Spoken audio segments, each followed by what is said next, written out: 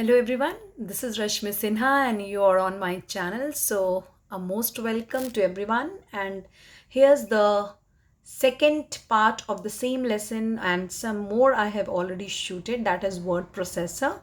So if you have gone through my channel, you will find some more topic on word processor, like tools of them, and then introduction of word processor and many more. And the previous video, as I have taught you already, that word processor is not only a single software, it's an application software, and which is made by, you can get in a MS Office, where we have 5 other softwares too, where we find the MS Word, one of them. There are some more MS Word type of softwares like WordPad and Notepad. They were easier than MS Word Screen, but they are not better than. So today in this topic, I'm going to two topics in this of this lesson, which is, first is how will you save a file in MS Word, as we discussed in a previous video, that how to edit a file or how to make a file, and what are the components of word processor and how useful it is. So today we'll discuss the steps. So the first topic is how will you save a file in a MS Word screen. We will follow a very simple steps. I will read the steps and then I will discuss them too. So the first step, you can see that save button on the quick access bar. You will find a save option or a button on the quick access bar, which presents on a title bar. So you have to go there and click. Second step is click on save as. Remember, we have two options, save or save as. Why don't we choose save? Because save, when you choose save, what will happen? Your file is simply somewhere saved, but you don't know where it has gone. So it is very difficult to find that file which you save in a save button. In Hindi, if you ask me, आपके पास दो options होती हैं, save और save as की. अगर आप save button click करेंगे instead of save as, तो क्या होगा? वो फाइल आपकी हार्ड डिस्क में कहीं सेव तो हो जाएगी, बट उसका एड्रेस आपको नहीं मिलेगा. बट जब आप सेव एज पे क्लिक करते हो तो आपके पास थर्ड स्टेप आ जाती है, where you have to type any name for your file in the file name text box. इसका मतलब है कि आपको अपनी फाइल को नेम रखने के लिए, यानी फाइल नेम पुटअप करने के लिए, आपको क्या मिलती है? एक फाइल टेक्स्ट बॉक्स मिल जाती है, नेम टेक्स्ट बॉक्स. वहाँ एक कॉलम आ जाती है जिधर आप अपने फाइल का नाम रख सकते हो. सपोज करो आपकी फाइल का नाम एसेज है, आप कोई एसेज लिख रहे हैं, तो आप उस फाइल का नाम ऐसे रख सकते हैं. आपकी फाइल का नाम अगर कोई स्टोरी है तो आप स्टोरी का नाम रख सकते हैं. तो ये ऑप्शन आपको सेव एज के बाद ही मिलेगी. अगर आप सेव पे क्लिक करेंगे तो सेव एज, तो ये ऑप्शन नहीं आती है. तो for this option where you can get the file name text box, we will use the save as. हमेशा यही यूज़ करेंगे. फोर्थ स्टेप क्या होती है? The file will be saved with the extension .docx. .docx, the word extension, इसका क्या मतलब हुआ ये समझ लीजिए. जब भी हम कोई भी फाइल MS वर्ड में सेव करते हैं तो MS वर्ड की फाइल को पहचानने का तरीका है उसके आखिरी में लिखा हुआ उसका एक्सटेंशन कोड. यानी सपोज आपने आपकी फ़ाइल सेव की और उसका नाम था essay, तो आपकी फ़ाइल के आखिरी में लिखा होगा essay.docx. इससे हमें ये पता चल जाता है कि ये फ़ाइल कहाँ मौजूद है, MS वर्ड में मौजूद है.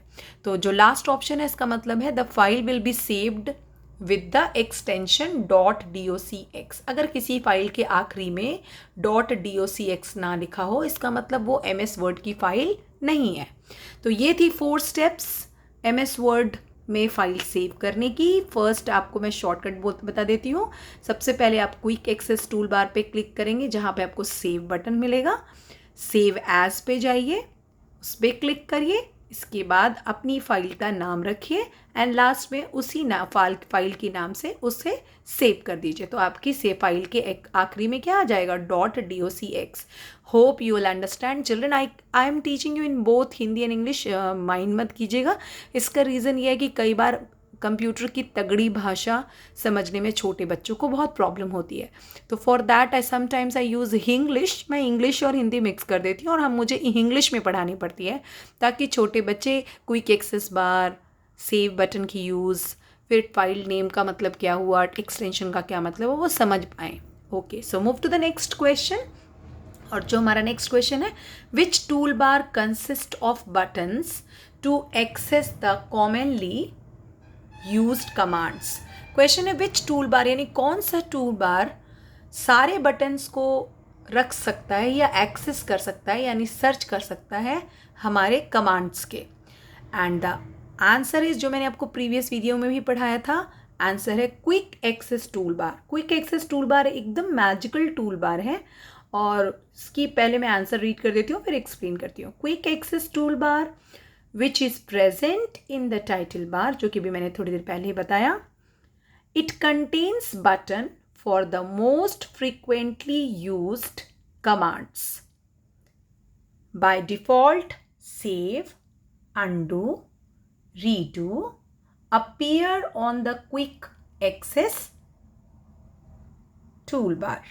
We can add more commands to quick access toolbar as per our need. अब इसका मतलब क्या हुआ, क्विक एक्सेस टूल बार आपको मिलती है टाइटल बार पे, वो टाइटल बार में ही मौजूद रहती है. फर्स्ट लाइन का मतलब है इस बार में आप हर वो कमांड को रख सकते हैं जिसे आपको रेगुलर यूज़ करनी हो या कई बार यूज़ करना हो. इसलिए लिखा हुआ है it contains buttons for the most frequently used bars. Most frequent का मतलब जिन्हें हमें कई बार यूज़ करना होता है, वो यहाँ आपको आसानी से मिल जाएंगे. जैसे कि बाय डिफ़ॉल्ट का मतलब है जैसे जो चीज़ें हम अमूमन यूज़ करते हैं, यानी रेगुलर यूज़ करते हैं, जैसे save button, undo button, redo button, या फिर क्लिक, कॉपी, कट, पेस्ट, ऐसे बटन्स. ये सारे बटन्स अगर आप अक्सर यूज़ करते हैं तो वो अपने आप ही कहाँ मौजूद होते हैं, क्विक एक्सेस टूल बार पे. तो ये थे आज के 2 इम्पॉर्टेंट टॉपिक जिसमें आपने डिस्कस किया कि फ़ाइल को सेव कैसे करनी है. याद रखिएगा सेव करते समय हमेशा क्या यूज़ करना है, हमें सेव एज बटन. एंड इसके अलावा भी इस चैप्टर में कुछ और टॉपिक्स हैं, जैसे कि आपको कॉपी कैसे करना है, प्रिंट कैसे करना है, इसकी भी डिस्कशंस हैं. If you want their tricks और यू वांट देयर स्टेप्स, तो वो भी आप मेंशन करिए कमेंट बॉक्स में. I will definitely shoot 1 video for that. But आज के वीडियो में हम यही 2 टॉपिक कवर करेंगे, बिकॉज इसके पिछले 3-4 वीडियोज़ में मैंने ऑलरेडी आपको MS वर्ड क्या है, उनके कंपोनेंट्स क्या हैं, और वो MS ऑफिस का पैकेज है. इसके अलावा MS वर्ड में डॉक्यूमेंट्स बनती हैं. MS वर्ड जो है वो बहुत ही अट्रैक्टिव और थीम्स और आइडियाज़ और इंटरैक्टिव स्क्रीन प्रोवाइड करता है, ये भी हमने डिस्कस किया था. फिर हमने टूल बार के बारे में डिस्कस किया, टाइटल बार के बारे में डिस्कस किया है. ये सब डिस्कशंस हम ऑलरेडी पिछले कुछ वीडियोज़ में कर चुके हैं. और एक बात, जो विंडो 2007 है उसमें आप न्यू डॉक्यूमेंट बनाते हैं, सेव कर सकते हैं, क्लोज कर सकते हैं, एग्जिस्टिंग डॉक्यूमेंट्स को प्रिंट भी कर सकते हैं, और ये सब पॉसिबल है आपके क्विक एक्सेस टूल बार की मदद से. आप ये सारा काम कर सकते हैं. तो this is all about this lesson, and if you have any kind of doubt please make me know soon down to my comment box, and register your name down to my comment box too for more videos. And if you like my videos, do share, subscribe, and press the bell icon for the next notification. That's all for today. Thank you. Bye bye.